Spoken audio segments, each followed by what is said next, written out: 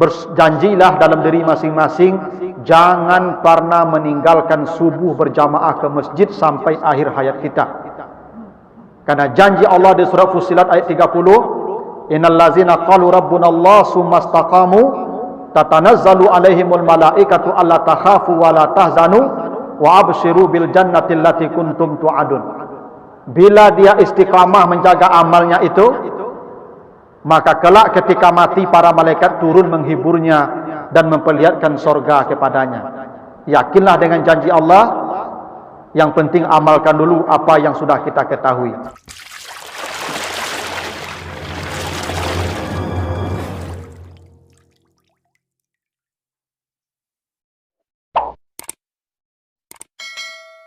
Amin. Assalatu wassalamu ala ashrafil anbiya'i wal mursalin wa ala alihi wa ashabihi ajmain. Bapak, ibu-ibu, kaum muslimin, jamaah salat zuhur yang dimuliakan Allah, segala puji bagi Allah atas segala karunia-Nya. Selawat dan salam untuk Nabi kita Muhammad sallallahu alaihi wasallam. Bapak ibu yang saya muliakan, dalam kesempatan yang pendek ini kita akan bahas surat Al-Mudassir, surat yang ke-74 ayat 34. Kita baca ayatnya. A'udzubillahi minasyaitonirrajim. Was-subhi iza asfar. Demi waktu subuh apabila telah terang. Itulah terjemahan yang ada dalam kitab yang diterjemahkan. Dalam ayat ini Allah bersumpah demi salah satu waktu makhluknya, yaitu waktu subuh. Was-subhi, demi waktu subuh. Dan ketika Allah bersumpah demi waktu subuh ini, Allah memberikan sifat subuh ini dengan asfar. Asfar ini terjemahannya terang, tetapi arti harfiah asfar itu adalah terbuka. Karena itulah perjalanan disebut safar. Orang yang berjalan disebut musafir. Kenapa perjalanan disebut safar? Orang yang berjalan disebut musafir. Karena perjalanan itu baru bisa berlangsung kalau pintu terbuka dan jalan terbuka. Bila pintu tertutup, jalan tertutup, maka mustahil perjalanan akan terjadi. Karena itu asfar ini makna harfiahnya terbuka, lalu kemudian diterjemahkan dengan terang, karena sesuatu yang terbuka itu pasti terang. Rumah kita kalau kita buka pintunya dia akan terang, bila kita tutup dia akan gelap. Jadi yang dimaksud dalam ayat ini adalah sebab. Yang disebutkan sebab, yang dimaksud musababnya. Pertanyaannya, kenapa Allah ketika bersumpah demi subuh, Allah menyifatkan subuh itu dengan kata asfar yang artinya terbuka? Kenapa tidak yang lain? Kalau wal asri itu dengan khusrin, rugi. Kalau wadduha dengan manfaat, wa amassa-ila fala tanhar. Tapi bila subuh, Allah mensifatinya dengan asfar terbuka. Apa maksudnya? Di waktu subuh itulah Allah membukakan semua pintu-pintu kebaikan.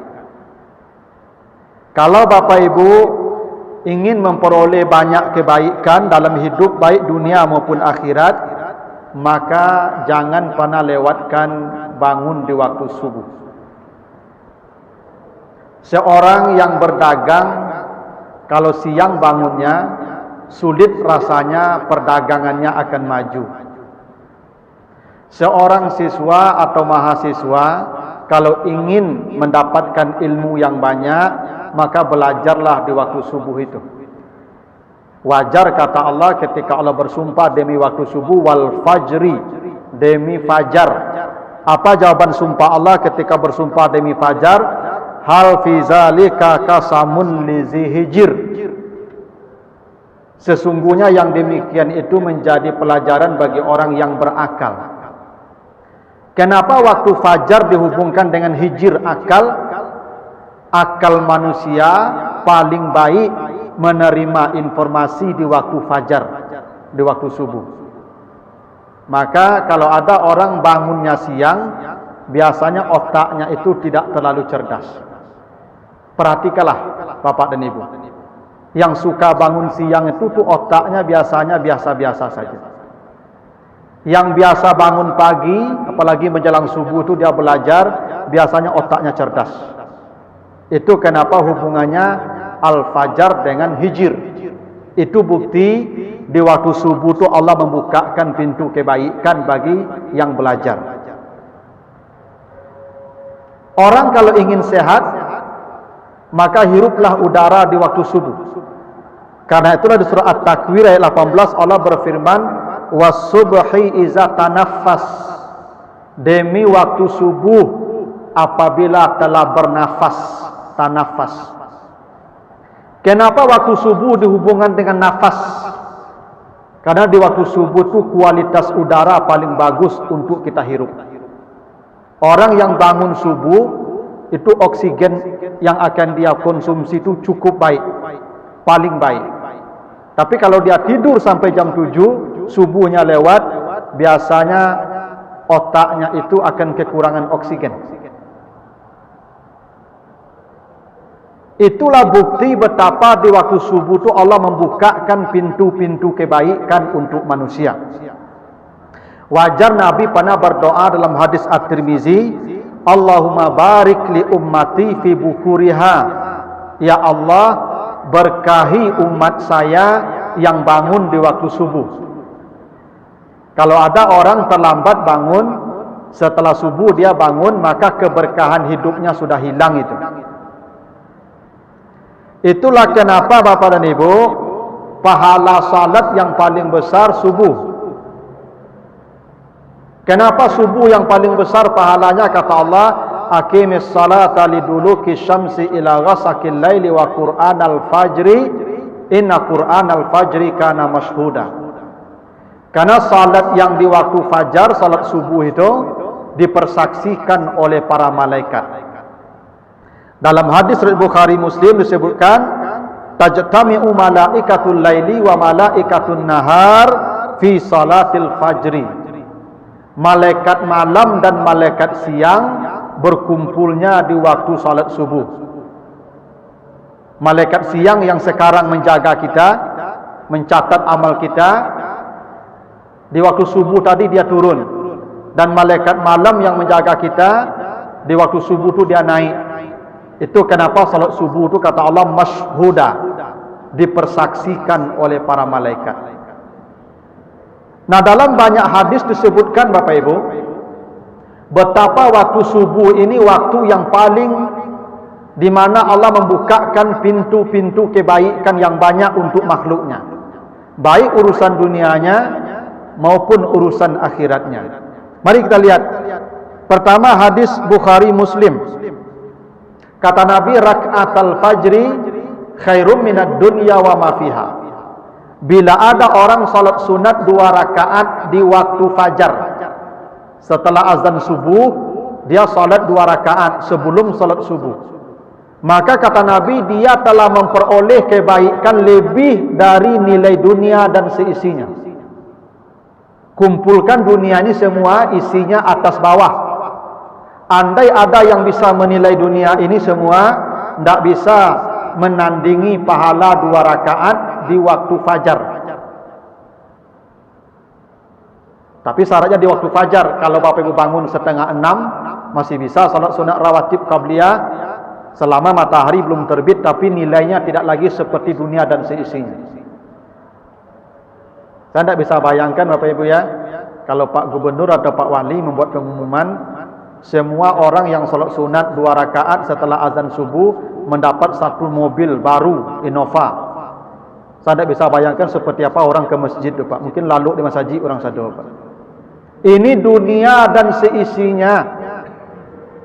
Adakah salat sunat rawatib di tempat lain? Ada. Zuhur ada, asar ada, maghrib ada, isya ada. tetapi tidak ada yang sehebat yang di waktu subuh. Itu buktinya subuh itu tempat dibukakannya pintu kebaikan oleh Allah. Karena itulah Bapak Ibu, jangan Bapak Ibu menghubung-hubungkan ibadah orang dengan hidup dunianya. Karena ibadah ini balasannya di sorga, di akhirat, tidak di dunia. Kadang-kadang ada kita yang salah paham Bapak Ibu, ada orang rajin beribadah subuh, ya, ibadah tiap waktu, lalu kita cemooh, cuma rajin ke masjid batu tu, suanu tu rajin ke masjid itu, payahi duitnya, tidak ada hubungannya Bapak Ibu. Dunia Allah yang membagi, ahli maksiat, ahli ibadah tidak ada berkurang, tidak akan berkurang bagiannya itu. Ibadah tidak akan menambah jumlah rezeki, maksiat tidak akan mengurangi rezeki. Kita hanya menerima sesuai yang dibagikan Allah. Nahnu qasamna bainahum ma'isyatahum fil hayatid dunya. Begitu janji Allah. Tetapi pahala amal ini nanti di akhirat kita terima. Dan di waktu subuh adalah pahala ibadah yang paling besar kata Nabi. Yang kedua, hadis dari Abu Ammarah, hadis riwayat Malik, man syahidal isya faka'annama qama nisfa laila wa man syahida subha faka'annama qama laila. Siapa yang salat isya berjamaah, dia diberikan pahala sama separuh malam salat sunat. Dan bila dia salat subuh berjamaah, sama dengan tahajud semalaman penuh. Andai Bapak Ibu para hadirin tahajud semalaman, tidak bisa subuh berjamaah. Atau Bapak Ibu subuh berjamaah tapi tidak bisa tahajud, tinggalkan saja tahajud itu semua. Kenapa? Subuh berjamaah ini kata Nabi setara nilainya dengan tahajud satu malam. Dan Bapak Ibu jangan anggap remeh tahajud ini satu malam. Jangankan satu malam, satu rakaat saja kata Allah, asa ayyab'asaka rabbuka maqaman mahmuda. Besok di akhirat manusia akan berdiri di padang mahsyar selama 50.000 tahun. Begitu dalam hadis Abu Ya'la disebutkan Nabi, 50.000 tahun manusia akan berdiri dalam suasana yang panas dan mencekam. Tetapi ada manusia yang ditempatkan di tempat yang teduh, tidak ikut berdiri, tidak ikut antri. Siapa mereka? Wa minal laili fatahajjat bihi, yang bangun di tengah malam dan salat. Ini satu malaman dia salat setara dengan salat subuh berjamaah. Itulah buktinya di waktu subuh Allah membukakan pintu-pintu kebaikan. Hadis berikutnya hadis dari Sa'id bin Musayyib. Hadis riwayat Malik. Bainana wa bainal munafikin syuhudul atama was subh. Perbedaan orang munafik dan orang beriman kata Nabi subuh berjamaah. Bila ada orang subuhnya berjamaah, maka dia lepas dari sifat kemunafikan. Nabi dulu Bapak dan Ibu kalau ingin tahu siapa orang munafik, siapa orang beriman, lihat saja subuh. Bila dia datang ke masjid berjamaah subuh, mukmin. Bila dia tidak datang subuh berjamaah, munafik. Tapi Bapak Ibu jangan salah paham juga ya. Nah, jangan nanti Bapak Ibu memvonis orang seenaknya juga tuh. Ya, nanti sampai di rumah ini satu gang ini munafik saja semua. Kenapa? Tidak ada subuh ke masjid. Memang kata Nabi asqalus salati alal munafiki as-subuh. Salat yang paling berat bagi orang munafik itu subuh. Kenapa subuh paling berat bagi orang munafik? Karena ciri orang munafik kata Allah di surah An-Nisa 142, yura'unan nas. Mereka tidak beribadah kecuali untuk dipamerkan kepada manusia. Kalau tidak nampak oleh orang munafik berat beribadah. Maka orang munafik itu suka pencitraan.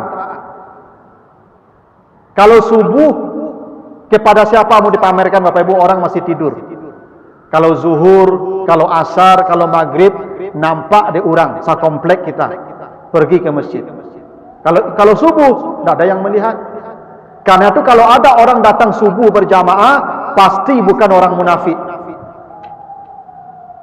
Saya tekankan lagi, jika ada orang tidak datang subuh berjamaah, maka kata Nabi itulah orang munafik. Dan orang munafik itu jangan Bapak Ibu anggap remeh. Di surat At-Taubah 102 kata Allah, orang munafik itu sanu'azibuhum marratan. Mereka akan diazab oleh Allah berkali-kali di dunia ini azabnya. Kalau di akhirat fid-darkil asfali minan nar, tempatnya neraka yang paling bawah. Apa azab orang munafik yang paling hebat di dunia ini? Nanti baca surah Al-Anfal ayat 50. Orang munafik itu kata Allah ketika kematiannya datang, al-malaikatu yadribuna wujuhahum wa adbarahum. Para malaikat turun menampar-nampar wajahnya. Orang munafik itu kalau mati, kematiannya yang paling sadis dan paling mengerikan. Karena para malaikat turun menampar-nampar wajahnya.